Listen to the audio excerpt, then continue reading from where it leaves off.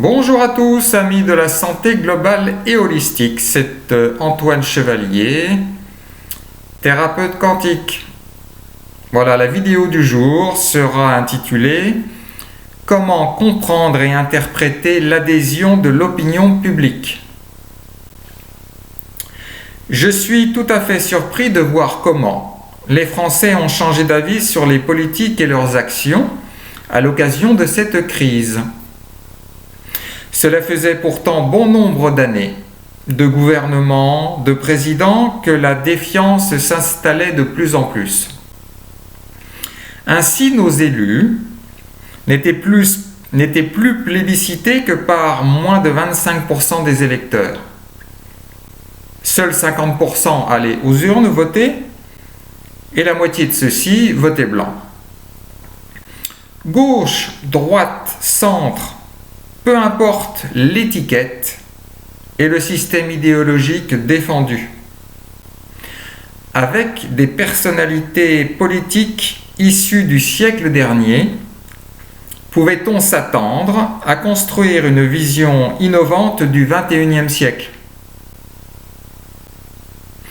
Nous avons de plus aussi changé de millénaire en assistant toujours aux mêmes façons de faire de la tambouille politicienne, avec les gestions et querelles de petits égaux, la même arrogance de ceux qui croient savoir au nom de leur formation ou de leur titre.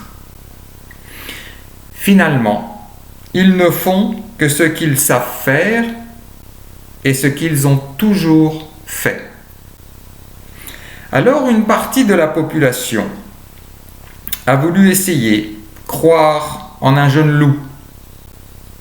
Celui-ci a pu rassembler, tout bousculer l'ancien, sauf dans sa manière à lui de faire, très orientée sur le monde d'avant. Ainsi, magouilles, scandales sont toujours d'actualité, sauf que certains sont plus précoces.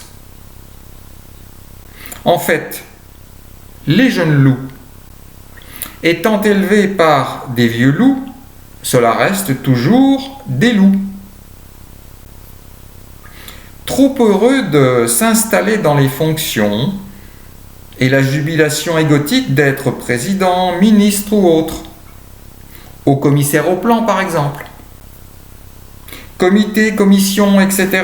servent toujours à placer ces relations et celles et ceux qui peuvent être utiles, quitte à certains à se parjurer ou se mettre une partie de la population à dos. Et je parle bien sûr du bas du dos.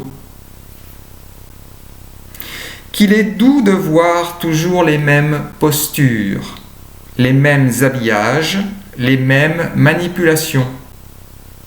Non, pas tout à fait, en mieux. Car avec cette crise sanitaire et sa gestion particulière, nous avons vu réapparaître la politique de la gestion de la peur qu'avaient en leur temps utilisé les nazis pour asseoir leur domination. Les vieilles recettes sont celles qui fonctionnent le mieux. Excusez-moi d'avoir utilisé un gros mot, nazi. Comme disait Goebbels, plus le mensonge est gros, plus il passe. 3 petits points. Vous aviez pourtant expérimenté tant d'années ces politiques et leurs idées, sans parler de leur façon de faire. Pourquoi soudainement penser qu'ils seraient devenus capables de gérer intelligemment une crise quelle qu'elle soit ? Surtout en suivant les recommandations d'experts et de spécialistes choisis par eux. Le virus a bon dos.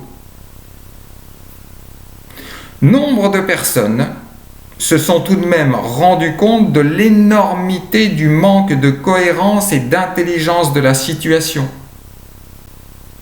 Dans les mesures prises, chaque jour apportait son lot de contre-vérités, de décisions arbitraires, de revirements, non-sens est toujours de nature à nous perdre dans ce dédale de stupidité et nous restreindre nos libertés, encore aujourd'hui. Ils ont même dit que personne n'avait vu venir cette épidémie. Elle a surpris tout le monde. Peut-être.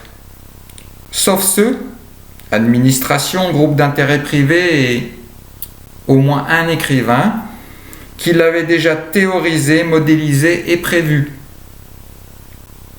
Et plus, bien sûr, ce que les bien-pensants appellent les complotistes.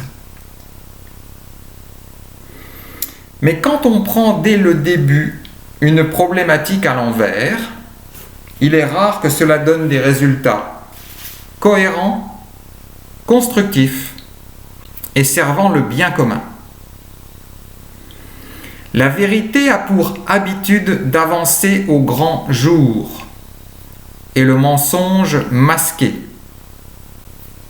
Alors si cela vous chante, continuez de faire confiance à ceux qui se présentent à vous masqués. L'histoire, elle, retiendra de ces événements la fin de cette époque où l'humanité pouvait encore croire en un avenir démocratique et serein. Prenez bien soin de vous. Namasté à tous.